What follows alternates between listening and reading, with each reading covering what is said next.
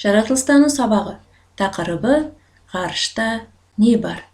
Мақсаты жер бетінің ірі элементтерін атау және сипаттау. Бүгінгі сабақта галактиканың не екенін білесің. Сұрақтарға жауап беріп көр. Аспанды түнде бақылап көрдің бе? Түнгі аспаннан не байқадың? Берілген суреттер бойынша галактикамызды сипатта. Галактикамен жақыннан танысайық. Ғаламды галактикалар құрайды. Олар орасан зор өлшемді жұлдыздар жүйесі. Ғаламның галактикалары эллиптік, спираль және бұрыш пішінді галактикалар болып ажыратылады.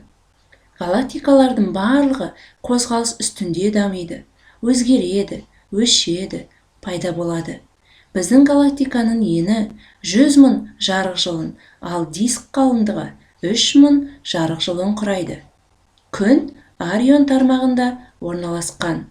Есінде сақта, күн жүйесіне галактиканы бір рет айналып өту үшін 225-250 миллион жыл қажет екен. Біздің галактика құс жолы деп аталады. Жай көзбен қарағанда құс жолы ақшыл жолақ болып көрінеді, ал егер дүрбі не телескоп арқылы қарасақ, мыңдаған жұлдызды көрер едік. Біздің галактикамыз шамамен 100 миллиард жұлдыздан, шаң тозаң мен газдардан, магниттік өрістен, ғарыш денелері мен ғарыш сәулелерінен тұрады. Оның пішіні дискіге ұқсайды. Біздің галактикаға басқа галактикалар сияқты ғарыш кеңістігінде айналып жүреді. Ол спираль тәрізді галактикаға жатады. Сырттай қарағанда ол айналып тұрған от шашуға ұқсайды. Шиыршықты галактика, газды тозаңды тұмандық, ғаламшар тұмандығы.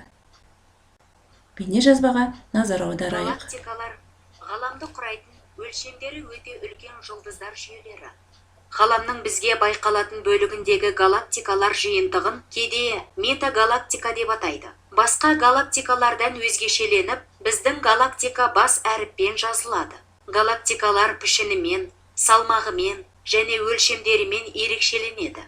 Морфологиялық тұрғыдан қарағанда сфералық, эллипстік, спираль және бұрыс пішінді галактикалар ажыратылады. Біздің галактика спираль түріне жатады. Оның үлкен диаметрі 80 000 жарық жылындай, ал орталығындағы максимал қалыңдығы 16 000 жарық жылына тең.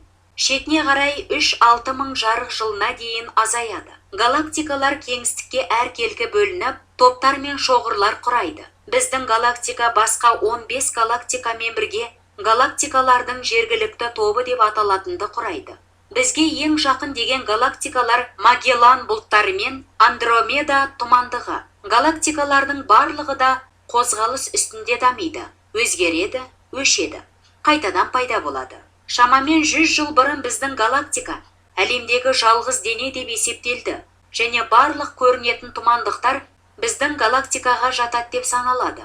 Бұл оларға дейінгі қашықтарды анықтаудың қиындықтарына байланысты болды. Қазір ғарыштағы 20 галактиканың жергілікті шоғырын және басқа 10 миллиардқа жоқ галактиканы білеміз. Олар топтасып орналасқан және ең сезімтал құралдардың көмегімен анықтайтын қашықтықта жан-жаққа таралып, бір-бірінен алшақтап барады.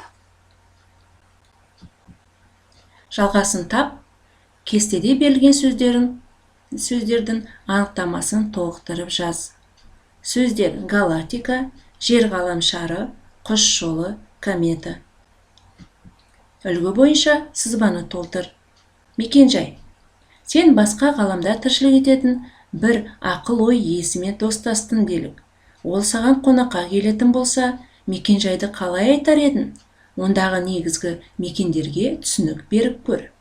Үлгі: Талдықорған, Алматы облысы, Қазақстан, Еуразия материгі, жер, күн жүйесі, құс жолы галактикасы, әлем зор үлкен.